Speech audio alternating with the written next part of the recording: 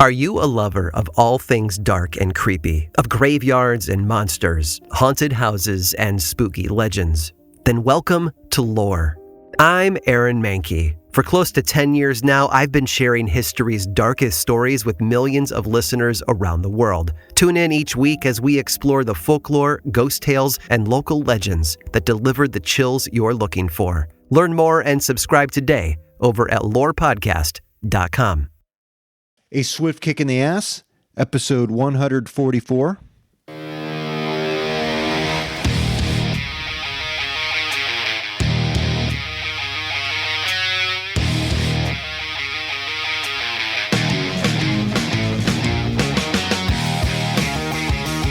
Life is challenging and difficult. No one gets out alive. Time to suck it up, Buttercup.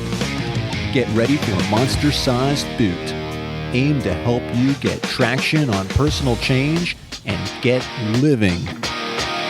I am John Curran, your host. Join me as I share my journey, exploring the forces that motivate us to change and help us get through whatever life throws at us. A swift kick in the ass. Life on your terms.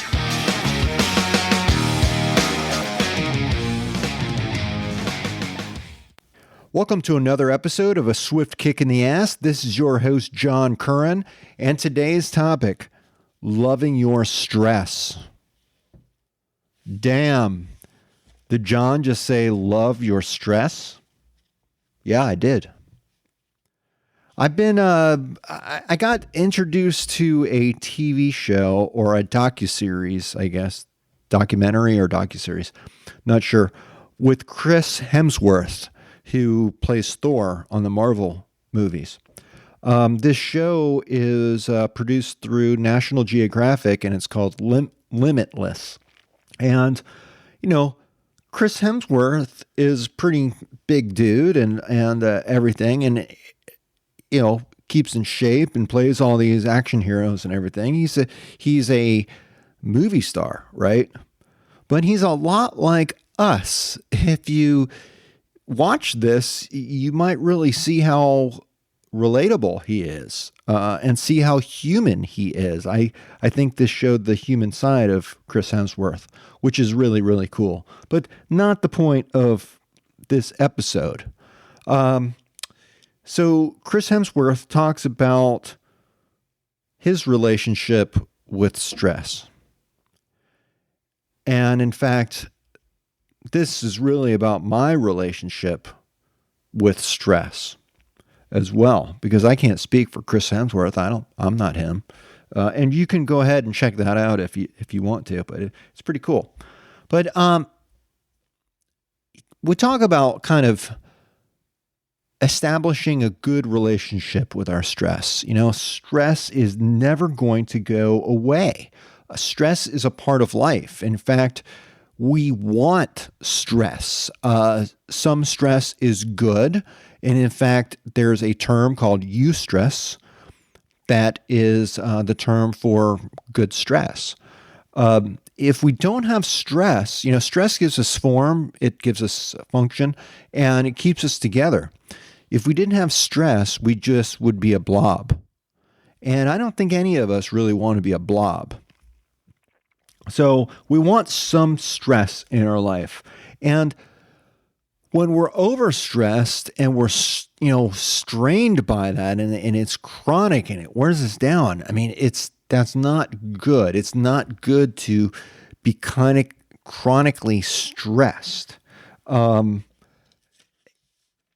It's not good for the body. You know, it's good when it comes and goes, but it's really bad long-term if it's just stays in a constant state like that. Our body's not designed really to deal with that. And that's the cause of a lot of diseases, which, you know, is talked about on that show, Limitless. Not my idea. And I think it's pretty common knowledge that the way we deal with stress does affect our life, our general health, and it affects us in many different ways.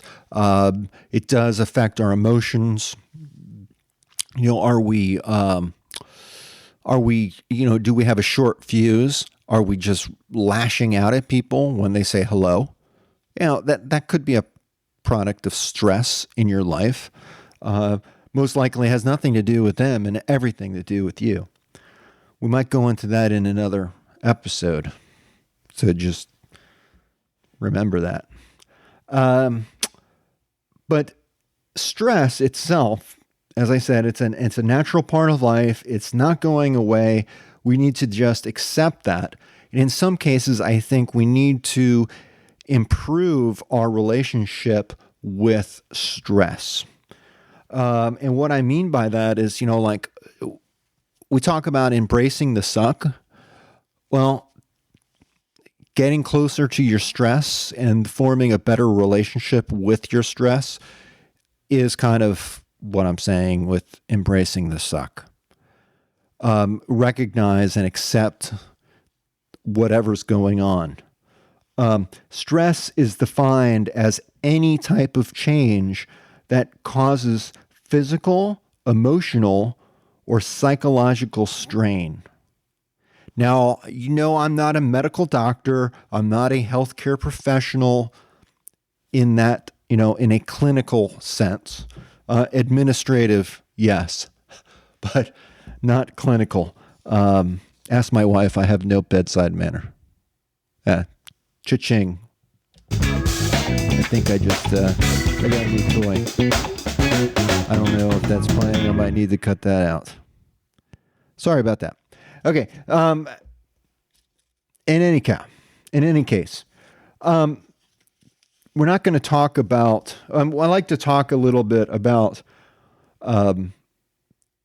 stresses and strains and what that means. A strain, some basic definitions here too, I think help us better understand what we're up against. So, in order to love something, you really can't force your own beliefs on it. On it. I think that's what gets us in trouble. Think about it with your spouse. If you just took what you were thinking about the situation and just applied it and just thought, oh yeah, your spouse thinks exactly the same way, you're going to get into a lot of trouble just assuming that, aren't you? It takes time and effort to kind of get that information out from each other and to make sure that we're on the same wavelength. It takes communication. It takes effort. Anyone who's married knows that marriage is not easy and it does require work. So same thing with loving your stress and falling in love with that stress and turning it into something positive.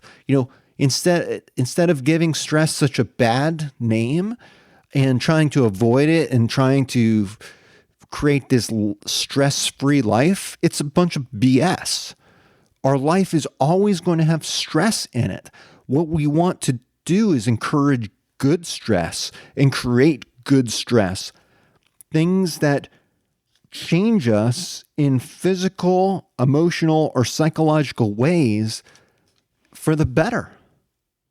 Isn't that what we're after, right? By loving your stress, you're creating something positive for yourself. So let's talk about these different stresses and how they play out in our life. So there's an acute type of stress. Acute is, meaning really just short term. This is like one and done. You swerve to avoid an accident, and that affects how you affects you physically. There are physiological changes. Your blood pressure increases. Your life may flash before you. Whatever. It could be emotional. Holy crap! I just ran over a raccoon. I tried to avoid it. I'm sorry. It happens to all of us. We have these short-term episodes, one and done. It's stressful, but then things go back to normal. Now, there is this episodic acute stress, and that's when the short-term kind of one and done events are much more frequent. Like imagine someone who works as a healthcare provider in the emergency room. They're in life or death situations day in and day out throughout their shift whenever they work. They have to deal with that on a much more long-term basis. And which actually leads us to chronic, which is the long-term basis part of it. Again, I'm not a medical professional. I'm some guy who has a podcast. So, you can look all this stuff up. This show is not really to give you all the answers. I don't have all the answers. I'm looking for them myself. But I have a passion for really looking into things that are going to help me. And I hope that they help you in the process. That's what this show is about. So I'm going to kind of shift this discussion into, ways that we can love our stress and some approaches that we can take. Now, there are different types of ways that we can strain our stressors, push them to the limits, right? Straining is actually the ratio of change in dimension from, the original dimension. So if you're looking at things and measuring things, which we should be if we're trying to go somewhere, we want to create a plan and create some goals. And what better way to know if we've reached a goal than to measure it, set some type of bar, some type of way to define if you reached what you're trying to do. So one way I know of straining your stressors is, one big stressor in all of our lives is the environment in which we live. Environments are a huge cause of stress in our lives. Well, why not just move? What if where you're living is toxic, if it's negative, why do you remain there? You could pick up and you can leave. Now, I'm not saying, you're having problems with your wife and kids and that, just run away. I'm not saying doing that. Don't do that. Live up to your obligations. You really want a swift kick in the ass? Don't live up to your obligations. That's not what this show is about. This show is about creating positive change in your life that affects you in a positive way, not hurt others in the process.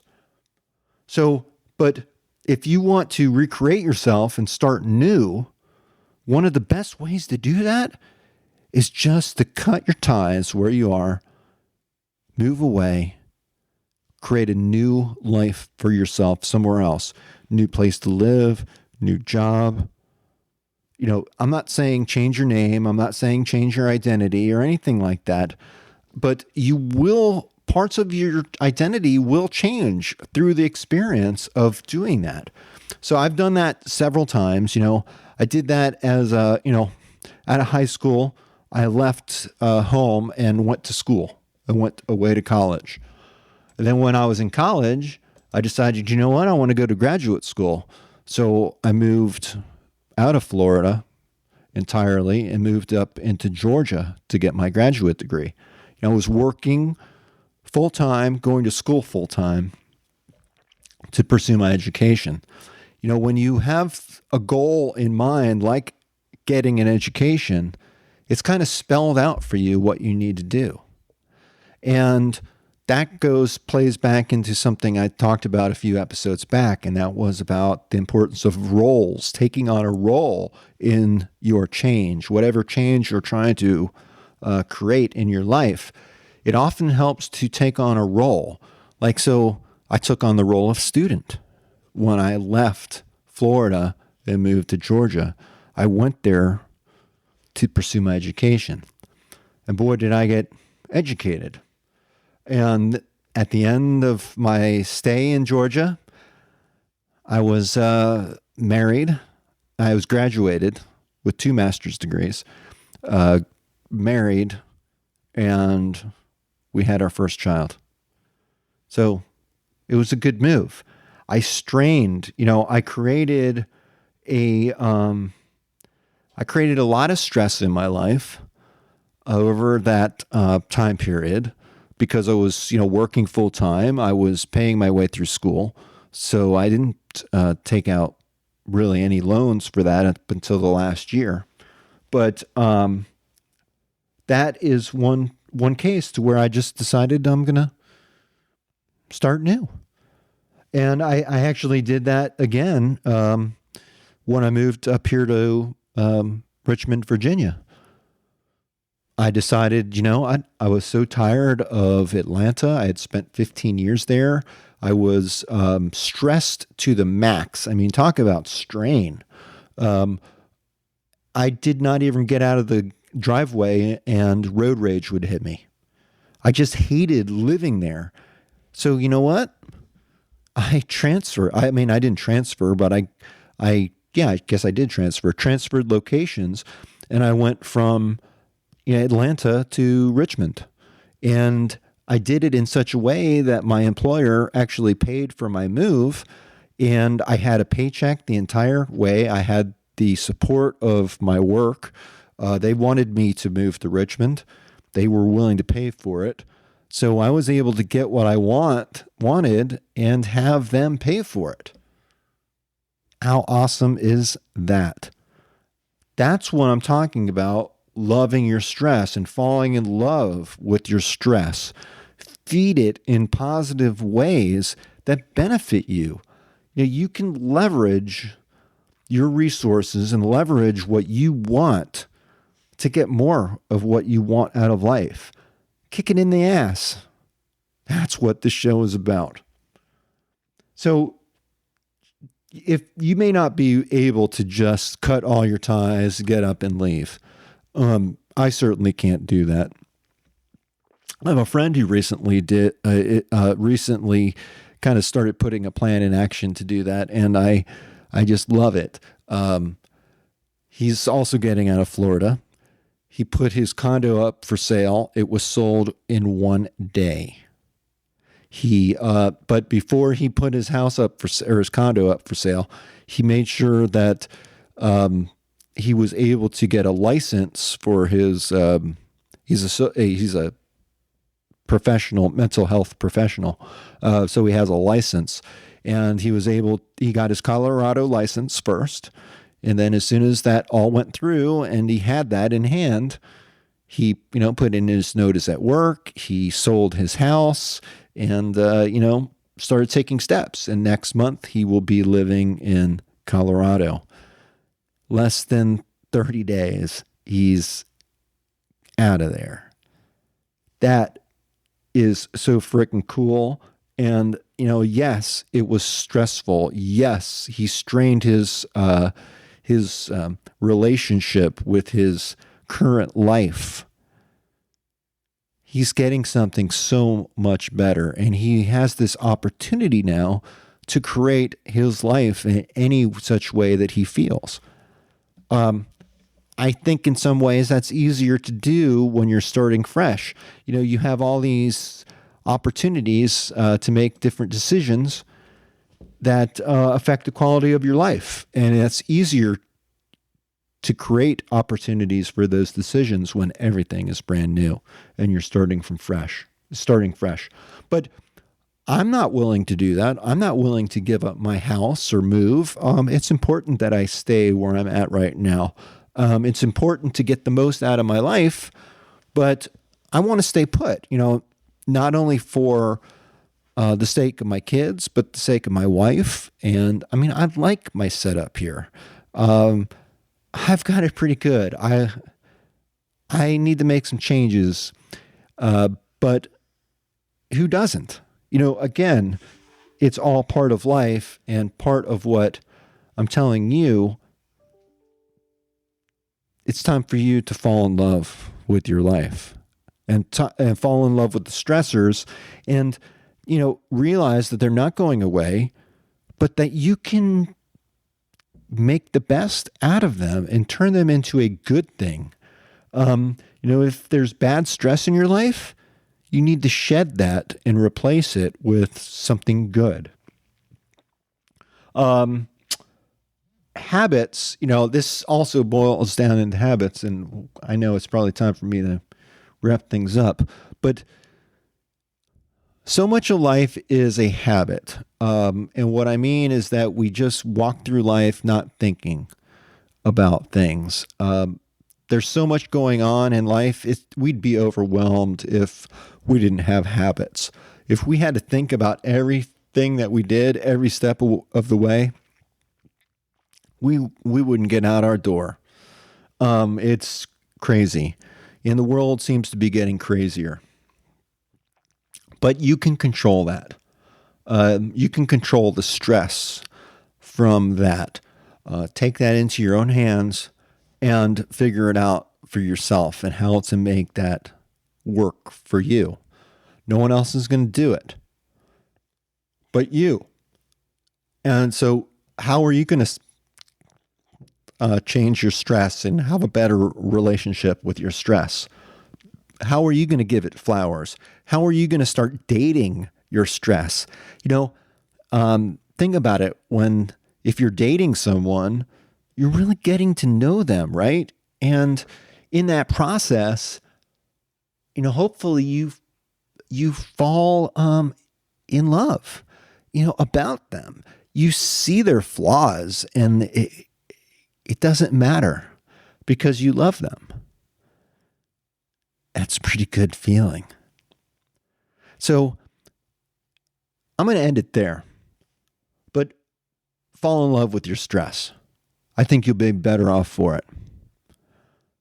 This is John Curran on A Swift Kick in the Ass. Until next time, peace.